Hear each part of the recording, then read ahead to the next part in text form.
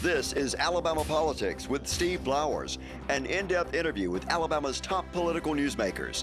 Now, from the studios of Troy University, here is Steve Flowers.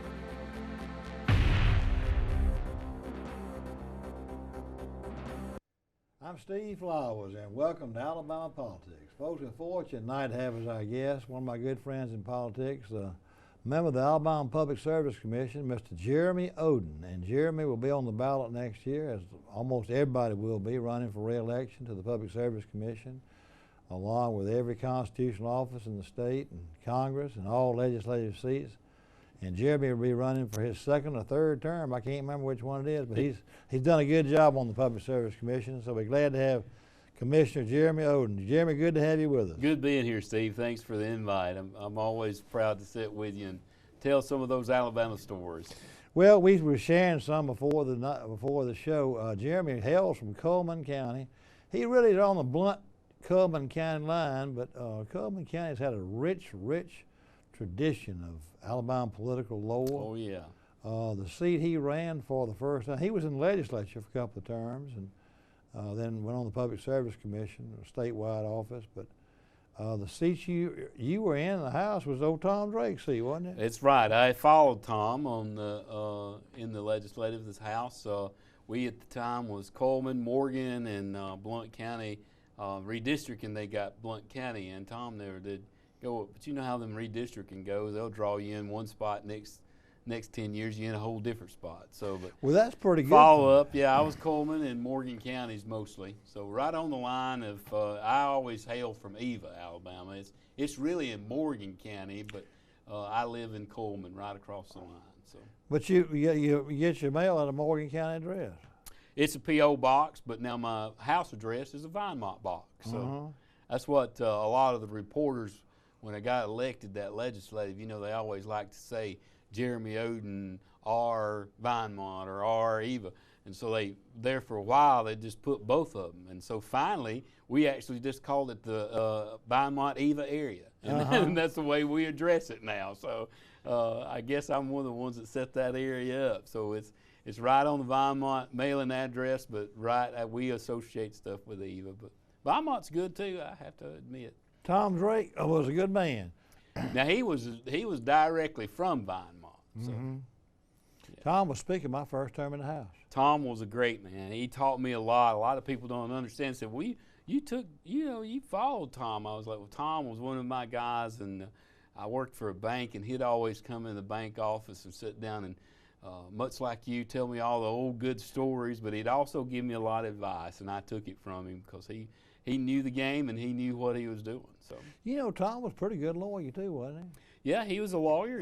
All of his family is lawyers. Chris, his wife, was a lawyer. Huh? Right. Sons are lawyers. Now Tom and Chris both passed away now, hadn't they? Yes, they have. Yes, they have. And he got one son's a trial lawyer, I think, in Birmingham. I don't know exactly what they are, but I know they're all lawyers. Yeah, now, that would be Whit. Yeah, Drake served, God knows, Jeremy, 30 or 40 years in the House, didn't he? I followed him after I think he served 32. He had a little, remember in the late 70s, early 80s, I think he ran for lieutenant governor and had to sit out a term because he didn't quite get that one. But then he came back and was Speaker of the House in the mid-80s. That was my first term. Right, and then so Tom was very well respected in our area, and he was a good man. Tom was a very good man. So what year did you come to the legislature? 1998.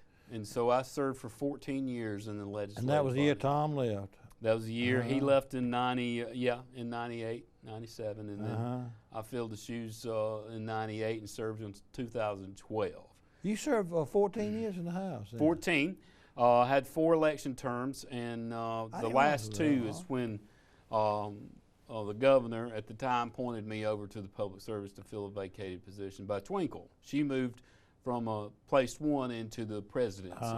And so when she did that, she won and that left that seat open. Right, and then I got appointed, and then in 2014 I ran and won, and then in 2018 I ran and won. So, Jeremy, what about, let me ask you this, you were born and raised right there? Right there.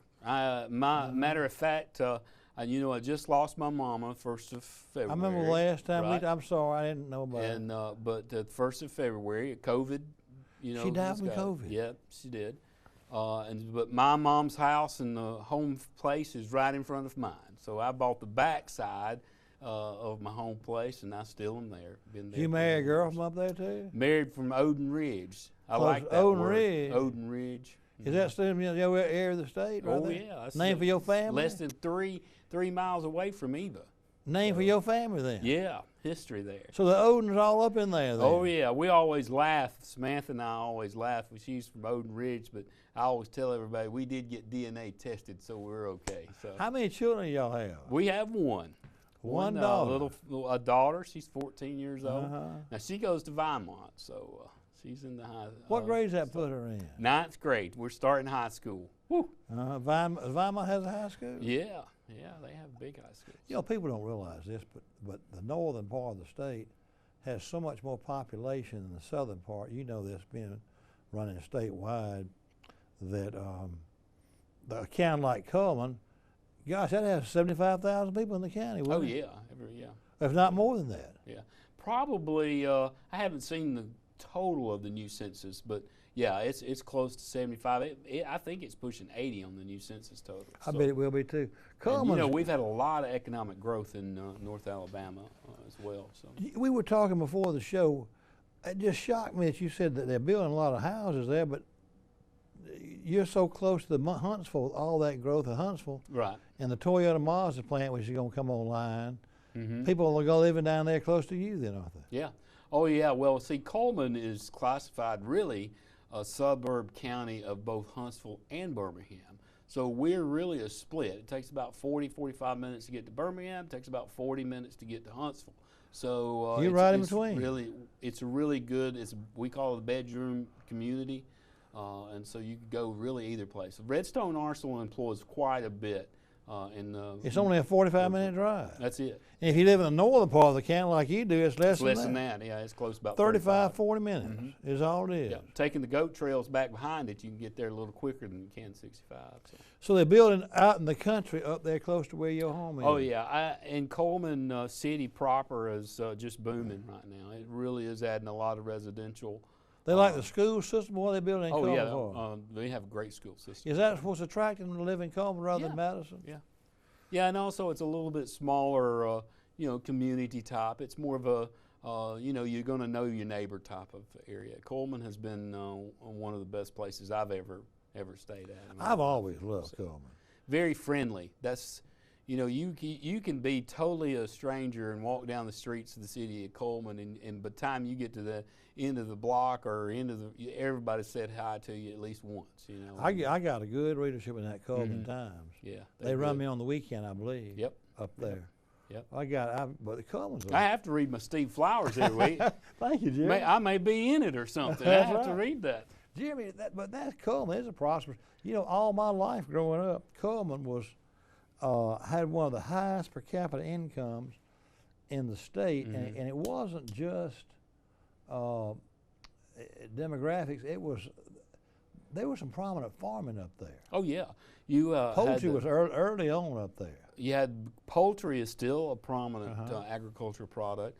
What we probably are most known for, other than the chicken industry and poultry, is our sweet potatoes. Good bit of sweet potatoes. Oh potatoes. yeah, we had the Smiths and the Breedloves, the Calverts. All of them were large sweet potato farmers, and so some of them have moved on to other row crops, and some moved to corn and soybeans. But we still grow a lot of agriculture in Coleman. We have a large cattle industry up there as well. So poultry, cattle, and mostly row crop, different types of service. Well, actually, you do some farming yourself, don't you? I did, On your land? but no. When I've gotten into public service, it takes a little bit Takes a more lot of time. Yeah, it takes What, did time you have out. cattle? So Didn't you I have had cattle? cattle. We did a special breed, belted Oreos, is what it's called, that belted right? Galloways. So they're the cows that's black on both ends with a white stripe in the middle. So they look like an Oreo cookie.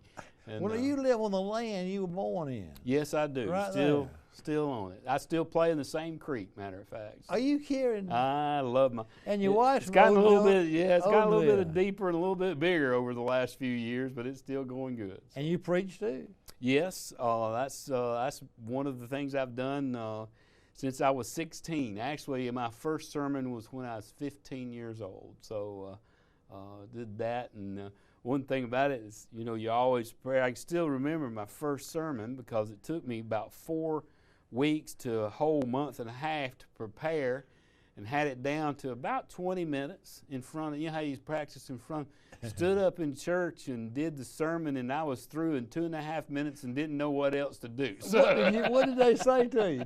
they all congratulated me and told me it was a good job. You know how that Did you goes. talk real fast or something to get through it? It just went a lot faster than what I thought. Had it you would, practiced so. it and time it 20 minutes before? Oh yeah, you know, and you get up there and you think you don't want to look at you. And this is prior to any education on it, and so you know, that's my education now. Is I actually went to Asbury University and learned how to preach, I guess. But where is Asbury? Asbury's in Kentucky. It's a little school up in the northern part, Wilmore, right outside of Lexington. Did you just had my 30-year reunion? I can't believe I'm getting up there like that. What does that make you? What are you, 54? 52. Let's take those 2 years off. Okay. So, yeah, 52. Wait, so you left. Where did you go to high school? They going up in England? Coleman High School. Yeah. You went to town to school. Yeah. Yeah. Well, I went to elementary through Vinemont, all the way up through the middle school, and then in high school I switched over to the Was that the only high school in the county? No. There was a Fairview High School, wasn't Yeah, there? there's Fairview, Coleman. They all had high schools, but my father was an alumnus of Coleman High School, and so he asked, he said, "Do you want to go to the high school or continue?" And so there's a group of us that moved over to the Coleman High School part. But then as soon as you got out of Coleman High School, you went to Asbury College. Yes. Knew you were going to preach. Yes. My degree is actually in Bible theology, and also one in, I have 3. So I got Bible, and then I got Christian administration and education, and then I also have a little bit in psychology. So you knew you were coming back home to rural Coleman, Morgan, Eva, Vinemont area and preach. Right. And did you start preaching in the church you grew up in? That's where I first started, but no. Actually, what I did was I did a lot of youth directing in those earlier years, and that's where, you know, you get a lot of time. Did a lot of evangelistic work. Was on missionary. Went to Jamaica a couple of times. How long did you go there? It was in there. It's just what we call week trips or summer trips. So I'd go off on the summers and stuff. But my family owned a business, and I helped Dad out. And then I actually owned a lumber company for a while, and so I did right around there. Yeah, I did a portable sawmill business.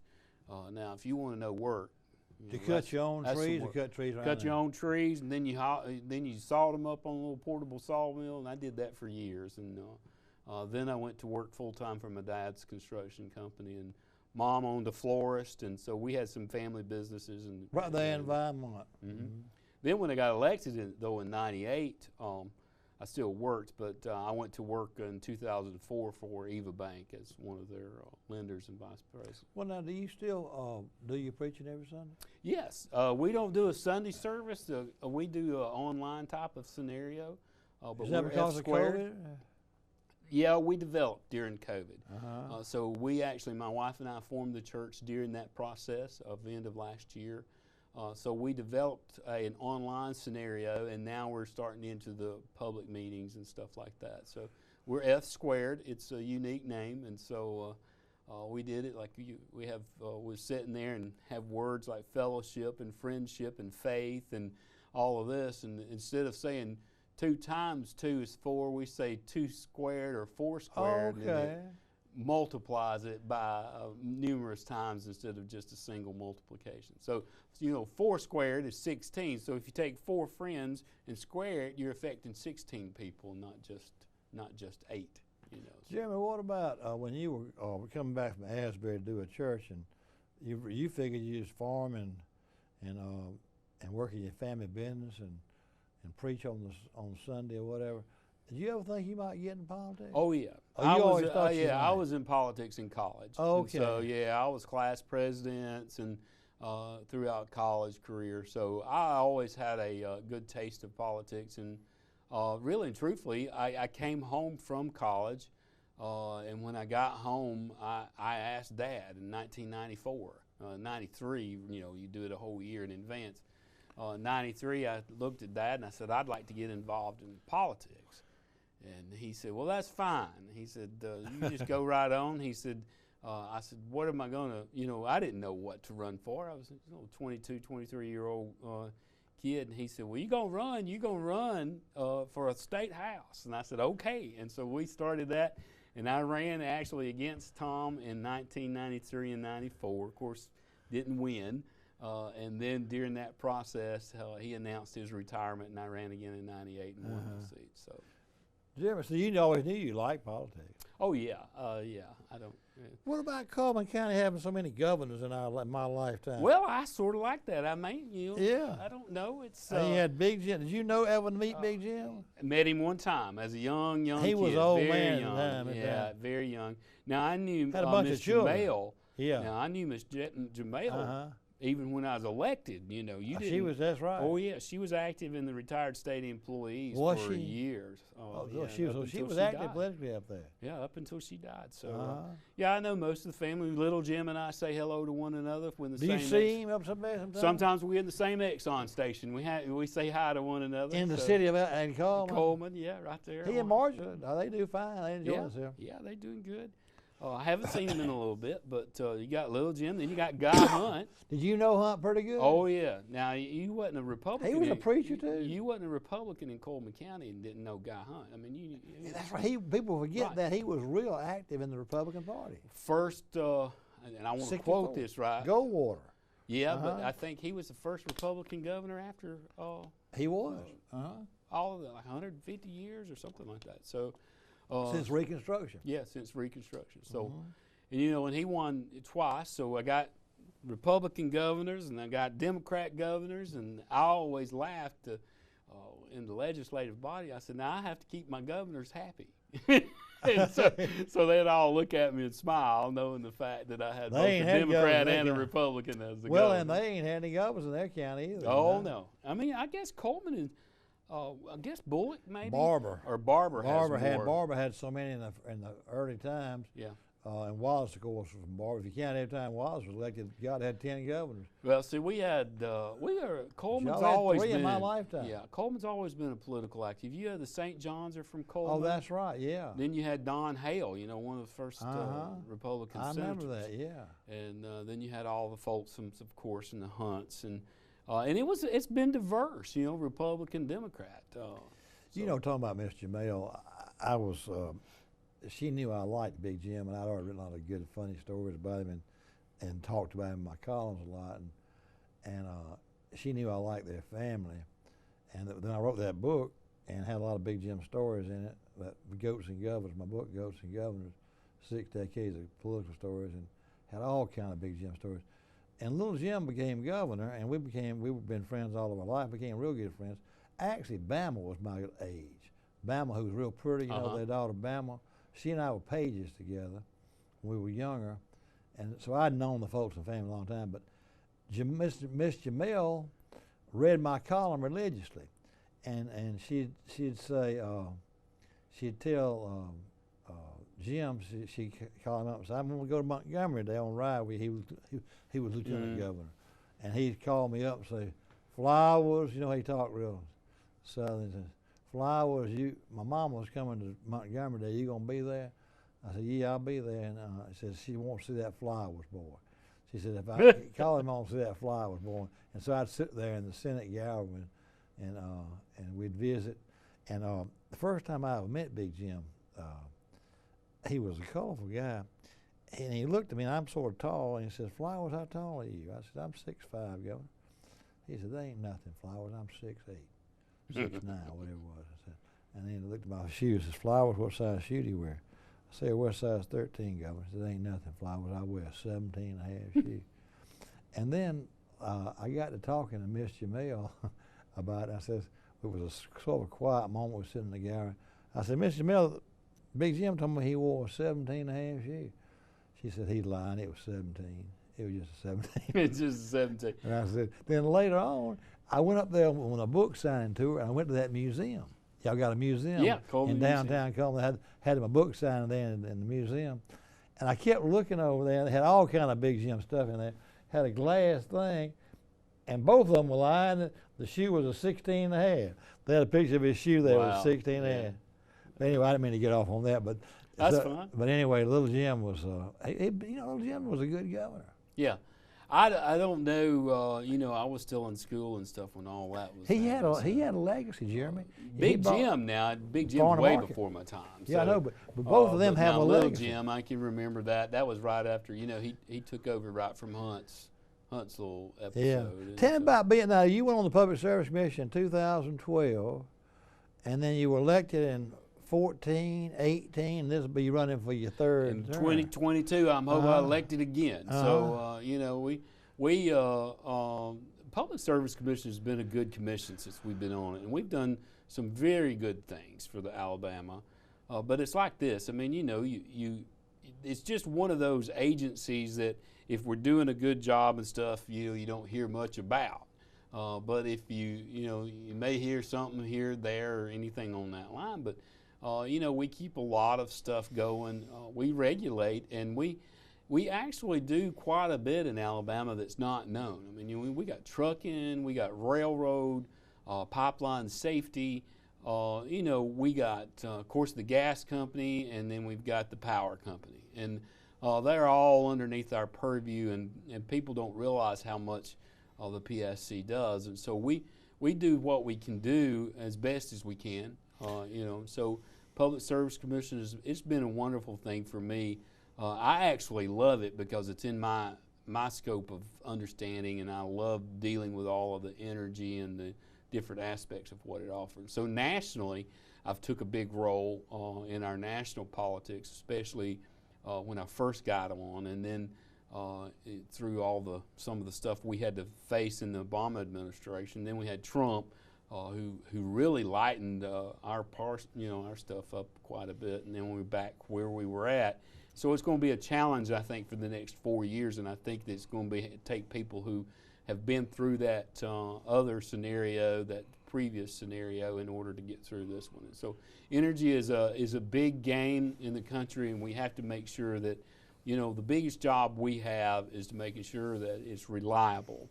And we faced that in our country here just a few months ago with the Texas scenario.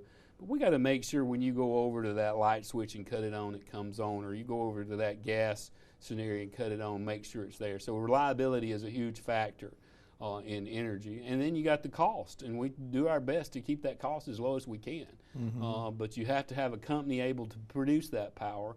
And so that's the fine line. That's the line we have to work in the Public Service Commission, is walking that line of making sure the reliability of the company exists, but also making sure that the rates stay, you know, in a fair and equitable. People don't realize this. Most people in this part of the state probably don't realize it, because they're regulated by or serviced by Alabama Power Company and the Alabama Gas Company, which is now Spire. But almost a third of the state is covered by TVA.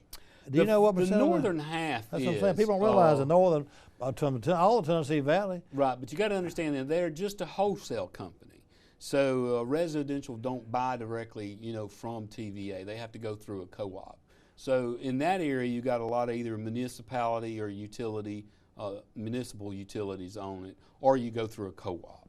And in North Alabama, there's a lot of co-ops. There's a lot of co-ops all over, because some of them buy directly from Alabama Power as well as a wholesale company.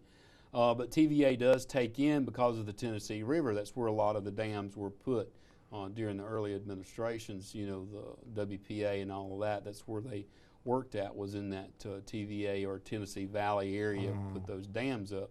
And that's where your power production come from. So TVA has a large presence in North Alabama, but it's only a wholesale company, and a lot of people don't realize, you know, you don't buy directly from TVA, you'll buy it from a co-op.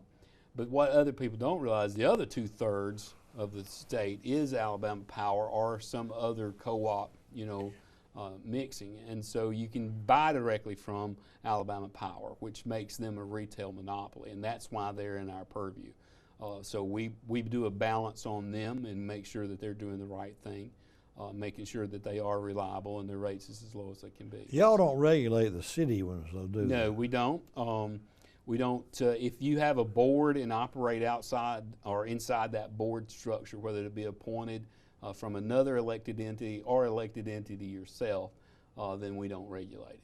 What about, you said something, I know the Public Service Commission was started by calling it the Alabama Railroad Commission, regulated railroads. Y'all still regulate railroads, and you mentioned also, I can't remember now. About trucking. Trucking. Yeah. What are y'all regulating trucking? So, well, let me talk about a little bit about the railroads. So, in the 1970s, they came through. The federal government took most of the control of the railroads away, and they regulate the cars and the engines and things on that line. What we regulate is the safety of those tracks. Okay. So we regulate the safety of the tracks. We make sure that they are, capable of having a train on them, passageways, stuff like that. That's what we do as far as the railroad industry. Now, we used to have it all. The minute you hit Alabama line, that engineer and all of them had to report to the the Railroad Commission at the time. But the federal government took most of that away, and now we have the safety of the tracks. DOT split some of that, like the crossings and stuff. That's DOT, that's not us, because that road goes across it. Now the track part's still ours, but that road still takes precedent. DOT's got it. Trucking, we actually make sure that the UCR compliance, federal compliance, is in fact. So that's what we check on most of the trucking. Other trucking is the in-state. So if you're in-state, you got to have a PSC permit. Right. Move personal goods, anything human structural-wise that you touch, like furniture or humans themselves. We also regulate that. So the taxi industry is underneath us. The truck moving companies is underneath us. And now we have what we call TNCs, or your Uber and your Lyft, or any of your other TNC companies. They fall underneath us. Yeah. And so we regulate the moving of humans. So if you're moving in that human territory, then we have the regulation over that. The biggest thing we do too, Steve, other than just the regulating of the power and the gas and some of that, is also pipeline safety. So we're over the pipeline safety. And PHMSA, we work closely with the federal PHMSA, which is your pipeline federal side. So we work hand in hand in making sure those pipes are in place and secure and really and truthfully are safe. Yeah. And so we do a lot of inspection on that and making sure that any company, and it doesn't matter just which one. If it's a gas pipeline, we're going to regulate it. So, and make sure the safety aspects. Commissioner, our time's up. I appreciate you taking Well, I time. appreciate coming in and sharing a few stories. I thank you for sharing your job too with us. Folks, our guest tonight has been Alabama Public Service Commission member Jeremy Oden, and Jeremy will be on the ballot next year along with a host of other people. So he's running for re-election to the Public Service Commission as a Republican.